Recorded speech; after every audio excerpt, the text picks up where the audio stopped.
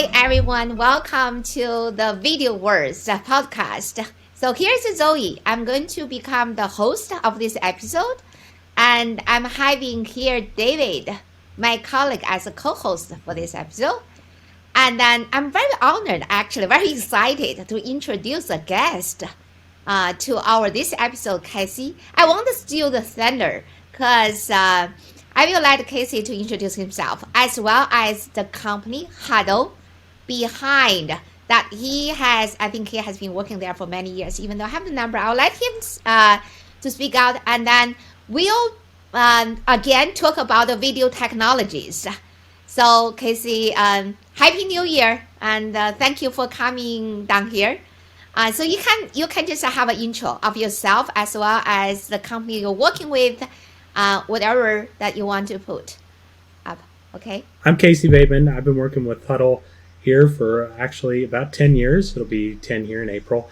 I am a principal engineer in the office of the CTO at Huddle. And a little bit about Huddle. We are a sports technology company. We focus on all different areas of sports. We have over 40 different sports that we serve. We currently have over, it's about 200 million, or it's actually 200,000 teams that we're serving and about 6 million users that we're serving worldwide. Now, we focus on multiple different levels of sports, all the way from your professional teams to your Division I sports, down to high schools, and then down to club and youth sports as well. So we kind of cover the broad spectrum of levels of sports there. And I would say the majority of our business is actually focusing, though, on the long tail, the club and youth and the competitive market.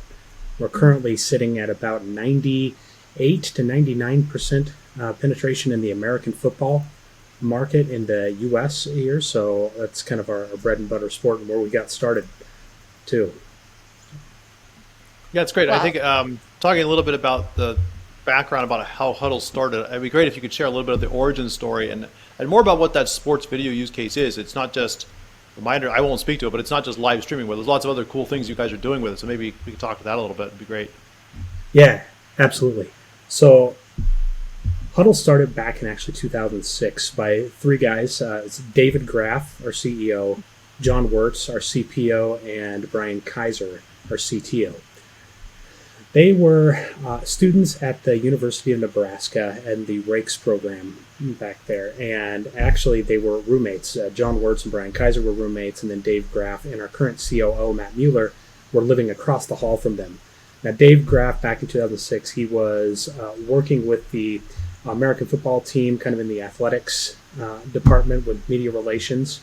And he had good access to the head coach at that time at University of Nebraska, which was Bill Callahan. Bill Callahan came from the NFL. He was really interested in ways to incorporate technology into his team. And if you knew anything about the football landscape and how they were viewing video at that point in time, you know that technology wasn't like where it is today. Like all video back then was video review was done on DVDs. They would have countless people who would be burning DVDs of film and sending them out, and you would have players that would take home 10 or more DVDs that they'd be required to watch before the next day, right? And this wasn't just like a college level problem. Like we would have high school coaches that whenever they'd want to watch scout film, they would have to burn a DVD and go drive to the next town or meet halfway just to drop a DVD off, and so they could actually review their video. You know, as great as DVDs are and stuff, as you may know, when you're trying to go watch a DVD, you're skipping back, skipping forward, you don't get the benefit of watching things reverse and slow-mo. You sometimes overshoot where you want to go. Like it just kind of jumps, right? So it wasn't a great experience for watching video. So rewind back here, 2006, the founders had an idea to try and bring that video analysis to the cloud and stream video down. And so they created the first iteration of Huddle. And Huddle was a video review tool that was first used at Nebraska. So in 2006, Nebraska became our first team. Now, it was a little slow going. After that, we actually had we had another team the following year. So the following year, actually, the Huskers had a bad year, and the coach, Bill Callahan, ended up leaving, and he ended up going to the NFL. The good thing was he brought Huddle with him. So our second customer was actually in the NFL, to the New York Jets. At that point in time, Huddle was very much focused on that elite space. Right, so after a while, we didn't think that was going to work, just because we had a lot of high school coaches reaching out to us, asking, hey, can we use this? This sounds great. Like, this is a great tool. At that point in time, it was really expensive. We didn't have AWS. At that point in time, required a lot of on-site servers and management. So it was about a $50,000 plus operation just to get Huddle installed, which is just a massive barrier to entry for all these smaller schools. And it wasn't until about 2008 that Brian Kaiser decided, hey, we should pivot a little bit and take a look at this really cool technology, this Amazon's web services, and try and put everything, build huddle.com, put it on the cloud, and have streaming there. And that's from there, we were able to launch a beta and immediately got 10 schools on board and just saw rapid growth to where in 2009 we jumped up and had 2% of the market share, then jumped up to about 2,000 teams in 2010, over 5,000 teams in 2011, and then it just kept growing and growing from there until eventually we just captured the football market and stuff, which is where Huddle kind of originated in American football. And that's a little bit about where Huddle came from and kind of why we were serving the sports and why we decided to tackle that front. I think this is very amazing in the part that the Huddle story actually reflects the whole internet video streaming history. Because nowadays we take everything for granted. We think like AWS has been here forever. Cloud solutions have been there forever. And I don't remember what is the last DVD, the physical DVD that I watch movie or watch a drama from. Because I all watch videos right now on my laptop or the phones. Assume that they has been there forever, since at least a long time ago.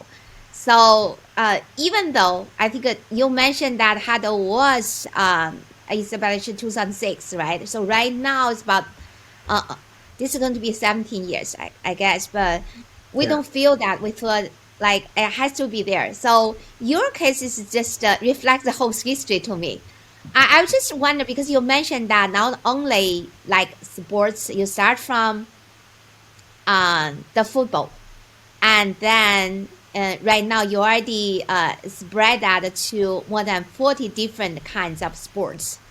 And so regarding, let's talk about the video content, because for any video technologies, they are actually can never be general. Usually many technologies are very specific for different contents. So we like to hear what you feel when you work on this video, because you have been working on this for 10 years. Sports, how special it is, and then what is the really the customer when they view, right? Because you provided the review tools for them. So what do they really expect? What kind of sports content, what kind of quality, resolution, all kinds of characteristics that you need to provide, and how special this kind of sport content as opposed to other contents that we watched. Yeah, absolutely. So, I mean, our customers, they're the ones actually uploading video to us. So you can kind of think of us like a YouTube for their video content, right? So they're uploading content. They expect that content to be available as soon as possible. They expect it to be uploaded as soon as possible, and they want as much hands-off as they can on the content. Now, as for the different customers we serve, we actually serve a wide variety of users, right? We have coaches that like to view our content from the program review.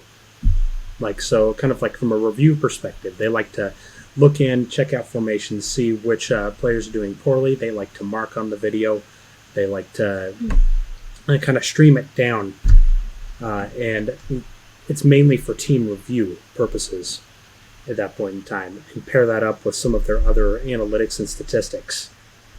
Now, we also have the athletes. The athletes, they view it in a different way, right? Athletes like to view that content more curated to them as their individual plays and what they did poorly, what they did great, how can they learn from that. But then, that's kind of from the team view. We also have kind of a fan view. Athletes like to use the software to take their great plays, and they like to make custom content that they can share out with their fans, really kind of build their brand, build their recruiting profile, so that they can get some great recruiting exposure out in the field. And we've actually had some great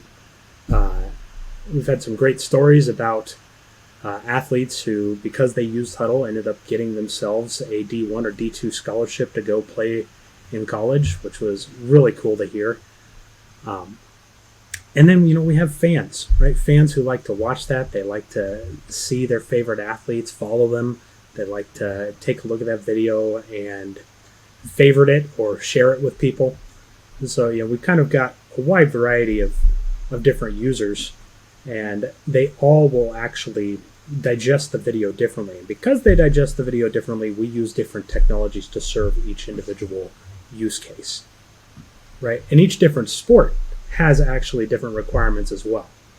So jumping into that a little bit, we've got football, right? We have American football. It's a very stop and go. You got to play. It's going to last about anywhere from 5 seconds up to 40 seconds, right? That doesn't really bode very well for a HLS stream, right? An HLS stream isn't going to work super well in that situation because we've got a very short form video that coaches are digesting there, right? And they want to, they use it a little differently with reverse playback and fast forward playback. It works a little better in those situations to do traditional streaming. But then you have sports like soccer or European football or basketball, which are much more flow-based. Plays don't just stop and go, right? In a situation like that, in basketball, for instance, you can have a steal, a make, a free throw, and everything. And the play just continues and continues and continues. There's no real stoppage of play unless there's a timeout, right? So there's instances where you can have 10, 15 minutes of just continued video. When you're talking about coaches trying to watch 10 to 15 minute long MP4s, we all know seeking through 10 to 15 minutes of video is a problem, right? If you need to seek to a moment halfway into there, I can't sit there and wait for half the video to download just to be able to watch a certain point in the video. So we use HLS content for long form video because it really speaks to just the ability to quickly jump to different points, to be able to adapt to their various bandwidth needs. It just works really well for more of those flow-based sports. Okay, so you basically mentioned that the HRS streaming is quite well fit into the flow-based sports kind of content because there's a need for like random access, for example, and that be quite friendly. And you also mentioned that you have actually a very variety of view base. You have the coach view, and then you have the athlete view and fans view. And so meaning that you must have provided different tools, of course, based on your platforms. And then behind that, I believe, for example, flow-based, sometimes they go with, like you mentioned, the 15 minutes of a video, right? And for fan base, they really want to see something like exciting, still, or some a good moment. So believe that there's some technologies you must have a leverage. Like say people say, okay, how do you leverage the AI technology to dig out those very exciting moments automatically? Because based on you just described, you have covered such a variety of sports. And then you also mentioned from the college, from high school and the college to even for the professional. And then that means that you actually have a big athlete base, and then they also must spread the words, at least with the word of mouth you have expanded to a large variety of users. So that means you must handle a large volume of videos, and each video has different characteristics. So there got to be some AIs behind that. Yes, absolutely. We do.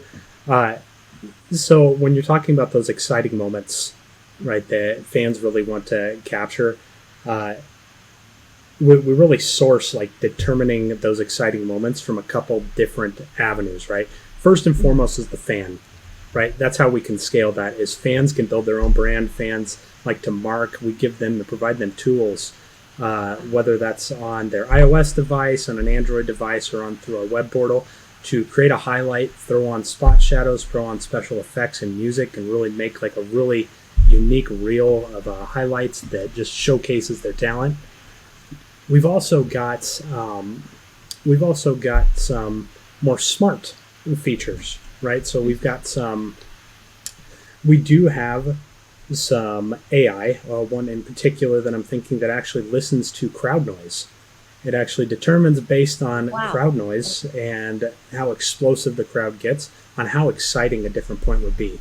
Now that has actually detected some pretty cool plays like in buzzer beaters and stuff in basketball, and we will mark those as highlightable moments.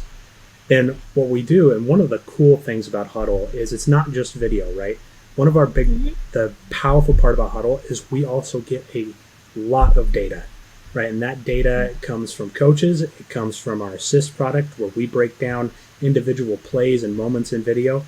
And we can take all of that data, bring that in, pair it with information we get from our different AI systems, and we can determine really cool automatic like highlights out of that. So we actually have a tool that we rolled out, I want to say back in 2015, that would look at game data, look at those moments, and put together a highlight reel, like a custom recap of a football game. And we expanded that into other sports as well. So we've got all of these auto-generated pieces of highlight content that we can throw out just based on the data that we're getting in. And we can use that AI to determine the exciting moments and put special effects throughout the video to make it really feel like these users are being starred on ESPN. So basically with these tools, you make like something very professional, but out of the tools. You don't have to rely on very professional hands. And I also heard, because we talk about videos, but definitely video is not the independent or format, right? So you mentioned that it's being facilitated by the audio signal, like the crowd noise, and also a lot of metadata associated with the video. And actually, that's also very, very essential because we're talking about the all kinds of different format of data to come together along the timeline. And then when we talk about video, it's not only the same thing is there's a lot of associated signals along with the video that we have to consider. This is we see a real usage down there outside your use cases. I just want to because knowing you, Casey, I want to back to a little bit personal. Because you joined Huddle for almost 10 years. You mentioned that by April, this is mark your 10th anniversary. And then this company is still young, right? You mentioned that it was founded in 2006, but then only until 2008. And they found that there's a great potential, not just one university that founders graduated from, or one NFL users that the coach brought to. And they start to scale. So that's already like bring the company to the year 2008. And you actually, John, I believe, based on what our previously discussed, on the early stage. And we are just wondering how you came into Huddle, how you have been working in this, I believe, exciting video field. Like, talk about a little story about yourself. Oh boy. Well, so I guess going way back, I wasn't really into computers to begin with, or really into programming. I didn't have I was one of your classic, single finger like typers there when I was getting into college.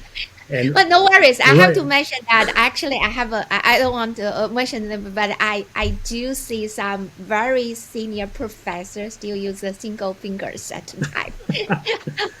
yeah. Okay, go And ahead. hey, for what it's worth, I was really quick at that single finger typing. So, uh, but back then, I wasn't even really all that interested in computers. It was I was really interested kind of in the medical field. I kind of wanted to get into the medical side of things, and it wasn't until my mother, who was a COBOL programmer for a company called Information Technology in Lincoln, Nebraska. It was a big banking software company. It sounded like a really cool place to work. Kind of mentioned, hey, you ought to give programming a try.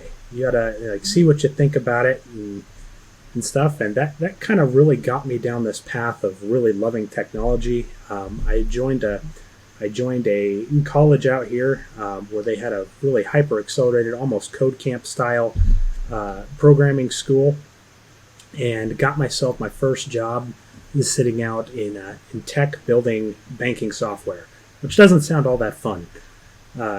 Banking software versus where I'm at now with video and sports.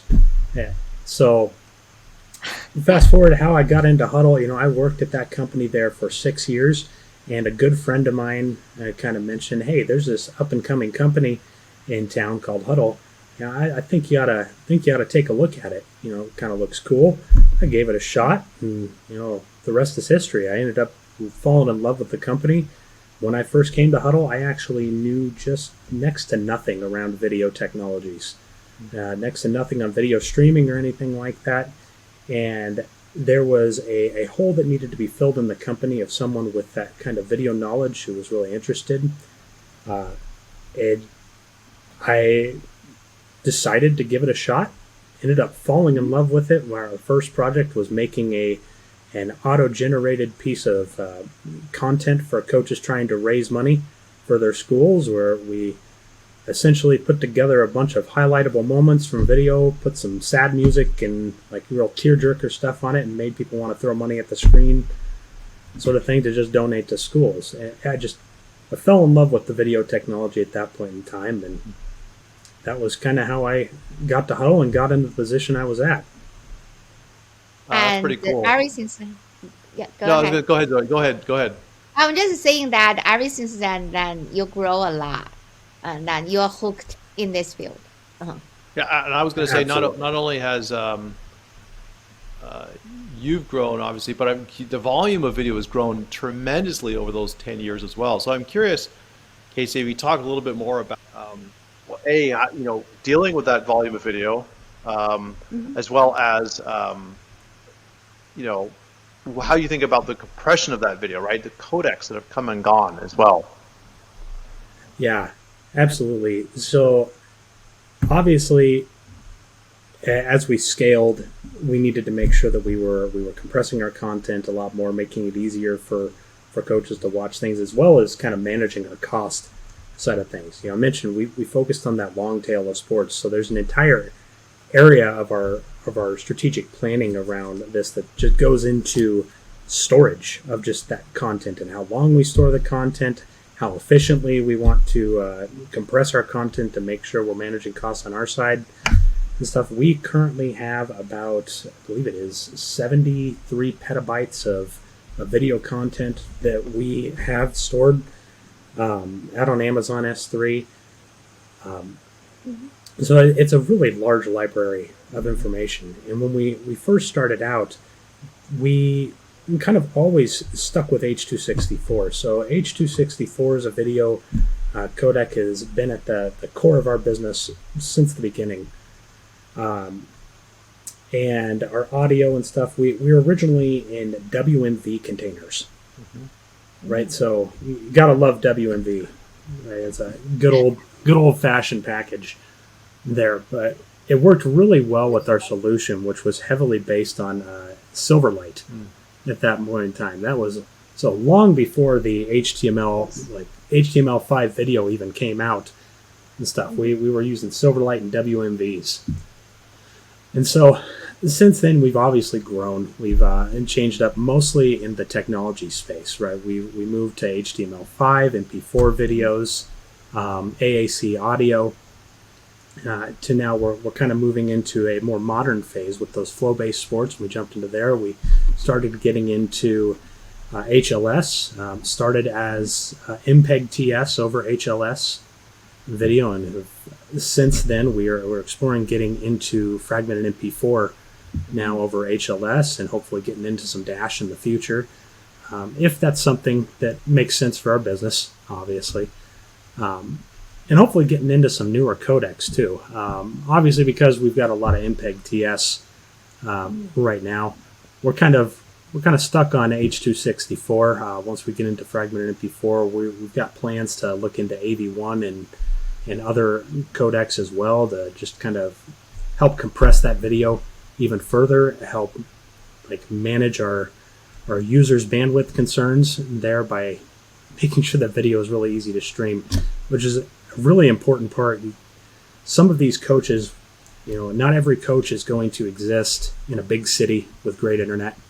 We do have coaches from small towns where their only form of internet is going to be line of sight. And so they may get 12 megabits per second, which we know is not constant. It'll drop to sometimes below a single megabit.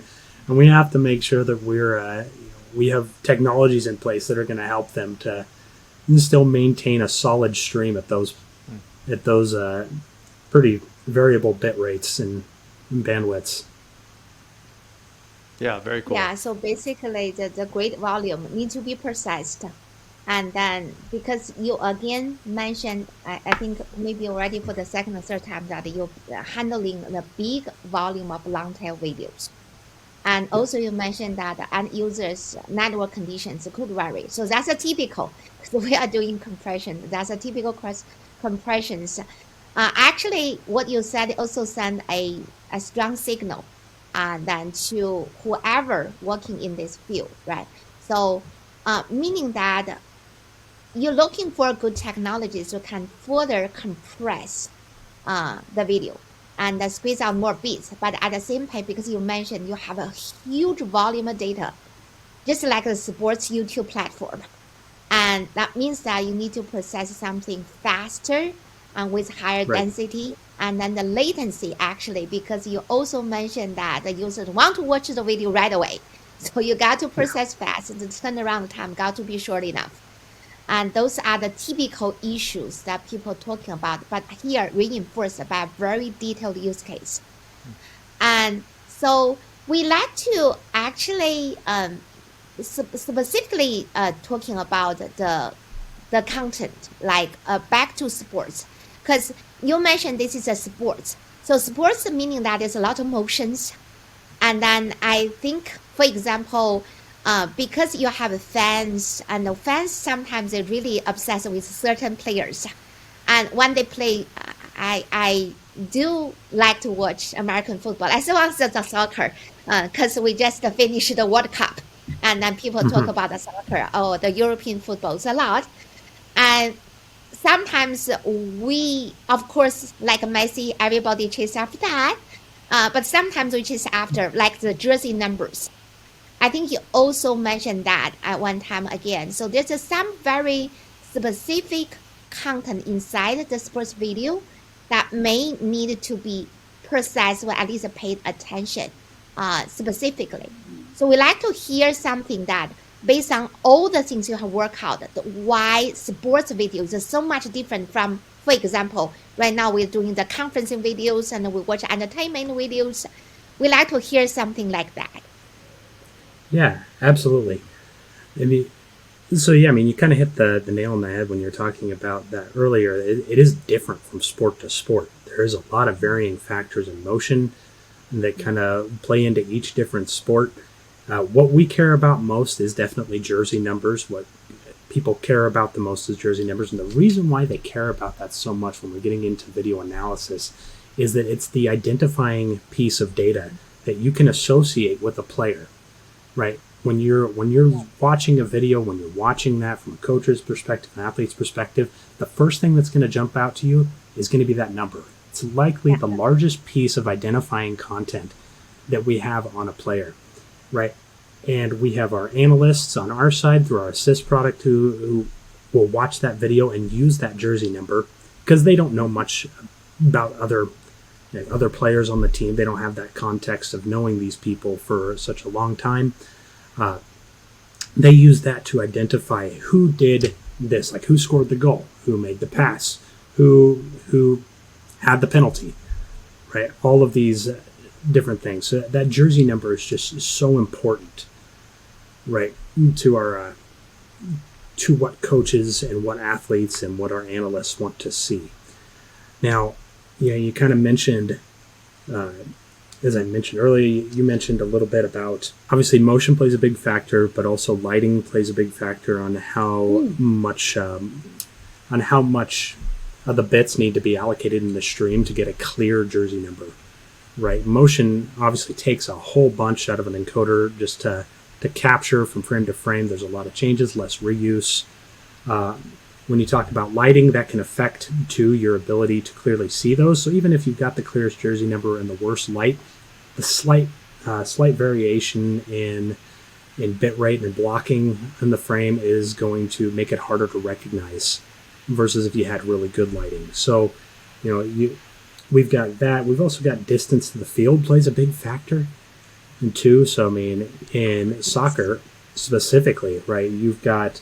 Usually the feed is coming from the press box or up the top of the stadium, right, from a camera or static camera there for analysis. So all of your users are all of the players are very small on the field, right? And when you've got that smaller players, it's very fine details, right? And so being able to focus in on that, it just becomes harder. So we tend to have to, provide tools for our analysts to kind of zoom in a little bit, and if there's any blocking or any poor quality and poor defined lines on the flare, I mean, when you blow up an already small image, it's going to be really difficult to see there. Then you have, a whole, there's just so many factors. We have a factor that we like to call the shaky cameraman factor, and somebody who's been, who's possibly on their 12th cup of coffee or no sleep, and they're holding the camera, they're just shaking violently and going left and right and stuff. That just makes a huge effect on the video and whether or not we can get clear lines around players, clear jersey numbers. It's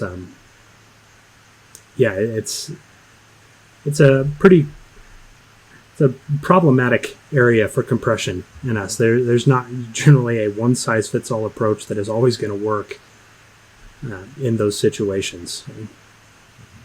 I think you already touched actually the most essential challenges to video compression or video processing, because you mentioned the capture part. There's a camera motions that is sometimes have to associate with the video. You also mentioned the video content by itself, and you also mentioned the lightings. Most of the time, the lightings are also very challenging because those two video compression are motions as well. Even though to human eyes, they will think that different in the different perspectives. And back to, because you mentioned camera, so we also noticed that Huddle not only provide cloud solutions, right? You also, I see in the website, you also have provided the camera, the hardware solutions.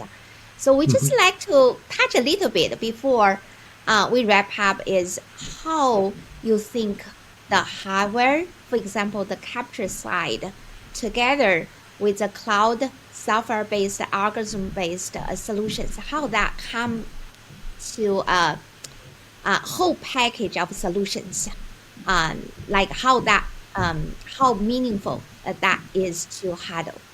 Or to Huddle's end users. Absolutely.